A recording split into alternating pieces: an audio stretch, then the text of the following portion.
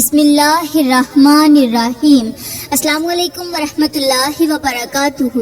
میری پیاری بہنوں، آج کے ہمارے سبق کا عنوان ہے جو بیوی تنہائی میں بیٹھ کر شوہر سے 3 چیزیں مانگتی ہے یا پھر سوتے وقت شوہر سے 3 چیزیں مانگتی ہے، وہ جلد از جلد تباہ ہو جاتی ہے، اس کا گھر برباد ہو جاتا ہے۔ مگر رکیے، یہ کوئی عام جملہ نہیں بلکہ اصل میں ایک ایسا پردہ چاک ہونے جا رہا ہے جس کے پیچھے چھپی سچائی کو سن کر آپ کے ہوش اڑ جائیں گے۔ ایک ایسی حقیقت جو نہ صرف رزق چھین لیتی ہے بلکہ عورت کی زندگی سے سکون، چین اور محبت کا نام و نشان تک مٹا دیتی ہے۔ میری پیاری بہنوں، سوچو، جب ایک بیوی شوہر کے ساتھ تنہائی کے لمحات میں نرمی، چاہت اور جذبات کی تپش میں ڈوبی ہوئی ہوتی ہے، وہ لمحے جہاں بدن سے بدن کا رشتہ جڑ رہا ہوتا ہے، وہاں پر وہ اپنی زبان سے کچھ ایسے الفاظ نکال دیتی ہے جو اس کے بند نصیب کو مکمل طور پر ہی بند کر دیتے ہیں۔ پیاری بہنوں، یہاں پر میں آپ لوگوں کو ایک ایسی ہولناک حقیقت سے آگاہ کرنے جا رہی ہوں جسے سن کر ہر سننے والے کا رواں رواں کانپ اٹھے گا۔ یہ کوئی سنائی جانے والی کہانی نہیں بلکہ یہ وہ کڑوا سچ ہے جس نے بے شمار عورتوں کی خوشحال زندگیوں کو اجاڑ کر رکھ دیا۔ وہ عورتیں جو بستر پر محبت کے لمحے میں دل لبھانے والے انداز میں اپنے شوہر سے کچھ ایسی چیزیں مانگ بیٹھتی ہیں جن کے مانگنے کا وقت وہ ہرگز نہیں ہوتا، اور یہی لمحہ بنتا ہے ان کی بربادی کی پہلی سیڑھی۔ وہ سمجھتی ہیں کہ وہ صرف ایک خواہش بیان کر رہی ہیں، مگر حقیقت میں وہ اپنے ہی ہاتھوں سے اپنے بخت کے دروازے بند کر رہی ہوتی ہیں۔ کچھ چیزیں ایسی ہوتی ہیں جنہیں مانگنے کا وقت، جگہ اور حال نہایت اہم ہوتا ہے، اور جب ان باتوں کی حد پار کر دی جاتی ہے تو نتیجہ صرف افسوس، پچھتاوا اور تماشا بن کر سامنے آتا ہے۔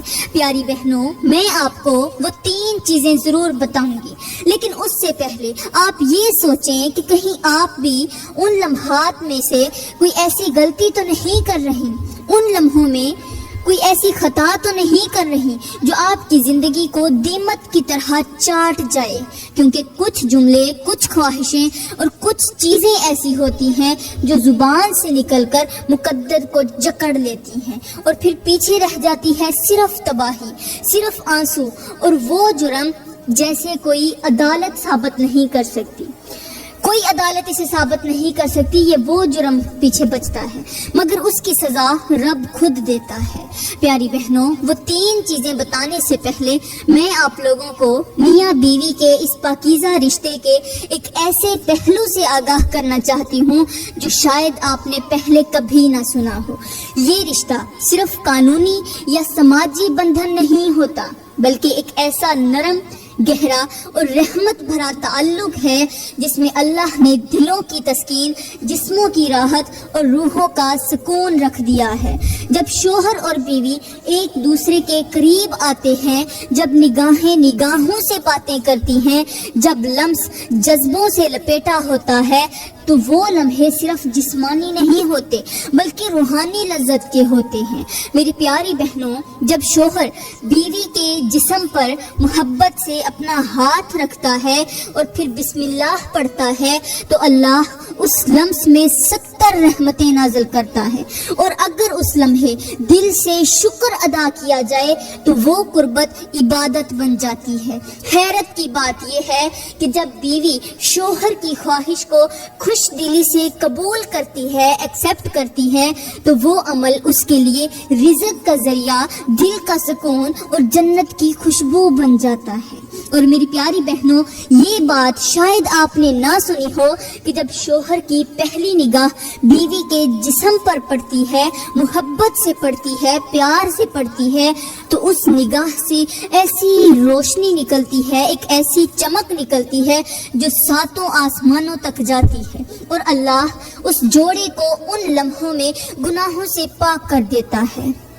وہ لمحے جنہیں ہم صرف لذت سمجھتے ہیں، اگر ان میں طہارت، دعا اور محبت شامل ہو جائے تو وہ لذت عبادت کا روپ لے لیتی ہے۔ شوہر کا ایک لمس، بیوی کی ایک خوشبو اور دونوں کی خاموش قربت وہ سب کچھ ہے جس کے ذریعے اللہ دونوں کو بے حساب رزق، خوشیاں اور سکون عطا فرماتا ہے۔ اور یہی وہ رشتہ ہے جس میں صرف جسم نہیں، دل بھی ملتا ہے، روح بھی جڑتی ہے اور نصیب بھی کھلتے ہیں۔ پیاری بہنوں، اب میں وہ 3 چیزیں آپ کو ایک کہانی کی صورت میں سناتی ہوں، ایسی کہانی جو صرف سننے کے لیے نہیں بلکہ روح کو ہلا دینے، آنکھوں کو نم کر دینے اور دل کو جھنجھوڑ دینے کے لیے ہے۔ ترکی کے ایک پرفضا علاقے میں ایک چھوٹا سا گاؤں تھا جو پہاڑوں کے درمیان چھپا ہوا تھا۔ ہر طرف پہاڑ تھے، درمیان میں ایک گاؤں تھا۔ سبز درختوں کی چھاؤں میں بسی ہوئی زندگی کو دیکھ کر ایسے لگتا تھا جیسے فطرت نے اپنے ہاتھوں سے اس بستی کو سنوارا ہو۔ ہر طرف خاموشی، سادگی اور سکون کا عالم تھا۔ وہاں کی فضا ایسی تھی جیسے انسان ایک بار سانس لے تو دل دعا دینے لگے۔ اسی گاؤں میں رہتی تھی ایک عورت، ایک ایسی عورت جس کی زندگی کو دیکھ کر لگتا تھا جیسے جنت زمین پر اتر آئی ہو۔ ایک محبت کرنے والا شوہر، نرمی سے بات کرنے والے بچے، پرسکون گھر، ہر سہولت اور ہر نعمت ان کے پاس موجود تھی۔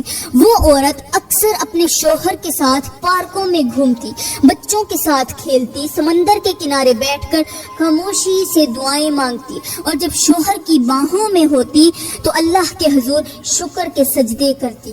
اللہ کا فرمان ہے، اگر تم شکر کرو گے تو میں تمہیں اور زیادہ عطا کروں گا۔ مگر جب انسان اپنی نعمتوں پر شکر کی بجائے فکر، ناپسندیدگی اور مانگنے کا انداز اپناتا ہے تو وہ عطا آزمائش میں بدل جاتی ہے۔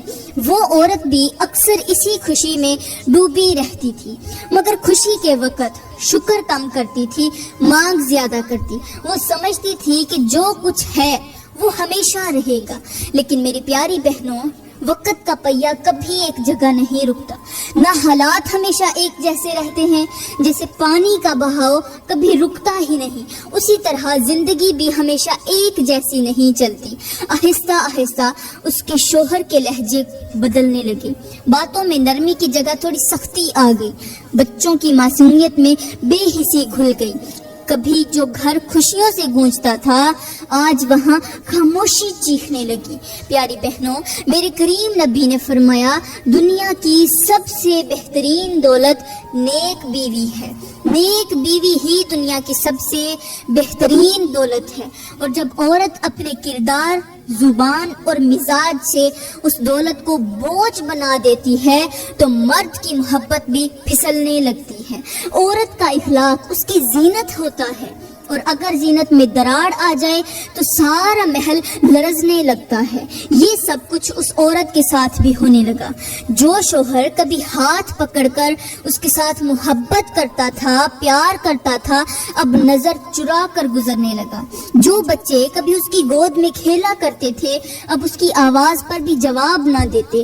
وقت نہیں، یہ اس عورت کے فیصلوں کا عکس تھا جو وہ خاموش لمحوں میں کرتی تھی، تنہائی میں کرتی تھی، محبت کے پردے میں چھپی ہوئی ایسی باتیں جو اس کے لیے آزمائش بننے والی تھی۔ پیاری بہنوں، وہ عورت جو کبھی دلوں کی دھڑکن ہوا کرتی تھی اب خود ہی اپنے دل کو سنبھال نہ پا رہی تھی۔ حالات نے اس کی مسکراہٹ کو آہستہ آہستہ آنسوؤں میں بدل دیا، اور وہ عورت جس کا آنگن کہکہوں سے گونجتا تھا اب سناٹوں میں ڈوبا رہتا۔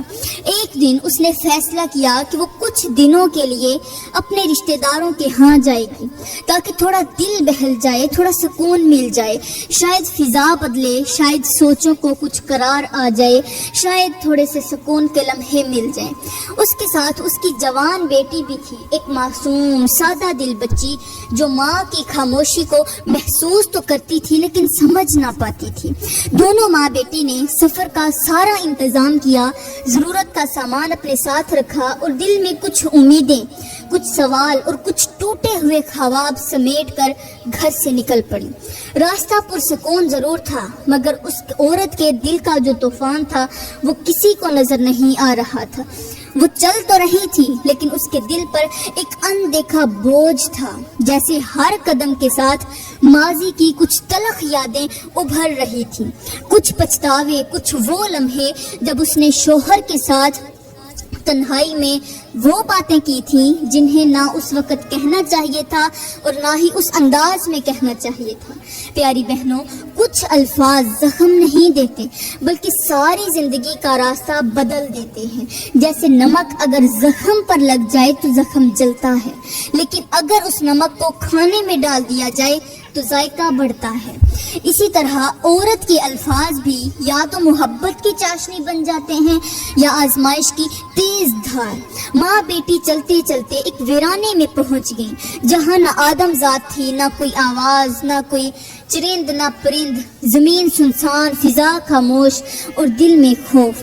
بیٹی تو دبک کر ماں کے ساتھ لگ گئی، مگر ماں کا دل پہلے ہی بے چین تھا، اب وہ بے چینی اور بھی بڑھ گئی۔ وہ بار بار آسمان کی طرف دیکھتی جیسے اس کے رب سے کوئی نشانی، کوئی مدد مانگ رہی ہو۔ پیاری بہنوں، اللہ کا فرمان ہے، میں تمہارے دلوں کے حال جانتا ہوں اور جو میرے قریب آتا ہے میں اس کے اور بھی قریب ہو جاتا ہوں۔ مگر وہ عورت ابھی تک یہی سوچ رہی تھی کہ اس کی سننے والا کوئی نہیں، وہ تنہا ہے، وہ اکیلی ہے، وہ لاوارث ہے، اس کا کوئی سہارا نہیں۔ اتنے میں دور سے ایک سایہ آتا دکھائی دیا۔ اس کا دل تھوڑا سنبھلا کہ شاید کوئی راہی ہو، شاید کوئی مددگار ہو، مگر اگلے ہی لمحے اس کے دل نے دھڑکنا شروع کر دیا، تیزی سے دھڑکنے لگا کہ کہیں یہ کوئی چور نہ ہو، کہیں کوئی درندہ نہ نکل آئے، کہیں اس کی تھوڑی بہت بچی ہوئی عزت بھی چھین نہ جائے۔ وہ سایہ آہستہ آہستہ اس کے قریب آیا اور جب وہ قریب پہنچا تو ایک کمزور سا بزرگ نظر آیا، سفید داڑھی، جھکی ہوئی کمر، ہاتھ میں ایک عصا، آنکھوں میں نرمی۔ وہ بزرگ رکے، اس عورت کو دیکھا اور نرمی سے کہا، بیٹا تم اس ویرانے میں اکیلی کیوں بیٹھی ہو؟ تم تنہا کیوں ہو اور اتنی پریشان کیوں ہو؟ تمہارے چہرے پر دکھ لکھا ہوا ہے، تمہاری آنکھیں چلا چلا کر کہہ رہی ہیں کہ تم اندر سے ٹوٹ چکی ہو۔ بتاؤ تمہارے ساتھ کیا ہوا؟ یہ سننا تھا کہ عورت کے دل کا بند دروازہ جیسے ایک بار کھل گیا ہو، آنکھوں سے آنسو گرنے لگے، وہ رو پڑی، وہ پھوٹ پھوٹ کر رونے لگی، کیونکہ برسوں بعد کوئی ایسا ملا تھا جو اس کے درد سننے کی کوشش کر رہا تھا، جو صرف اس کا چہرہ دیکھنے نہیں بلکہ اس کے جذبات کو بھی سمجھنے آیا تھا۔ اس نے بزرگ سے کہا، بابا جی بیٹھیں، مجھے سنیں، کیونکہ میری باتوں کو کبھی کسی نے اہم نہیں سمجھا۔ آج میں آپ کو اپنے دل کے تمام درد سناؤں گی، تمام دکھڑے سناؤں گی، تاکہ میرے دل کا بوجھ ہلکا ہو جائے۔ پیاری بہنوں، وہ بزرگ اس کے قریب آیا اور نظریں اس کی طرح گاڑ دی، جیسے وہ عورت کوئی عام عورت نہ ہو بلکہ اس کے چہرے پر کوئی چھپی ہوئی کہانی لکھی ہوئی ہو۔ بغیر کوئی سوال کیے بس ایک ہی جملہ کہا، جو تمہاری آنکھوں میں ہے وہ الفاظ میں نہیں چھپایا جا سکتا۔ سچ سچ بتاؤ، تمہارے ساتھ آخر ایسا کیا ہوا جو تمہاری روح بھی بوجھ نہیں اٹھا پا رہی؟ یہ جملہ سن کر عورت کے اندر جیسے زلزلہ آ گیا، وہ کچھ لمحے ساکت رہی، پھر بے ساختہ بول اٹھی، بابا جی میں نے اپنے شوہر کے ساتھ محبت کی انتہا کر دی، پیار کی انتہا کر دی، اس کی ہر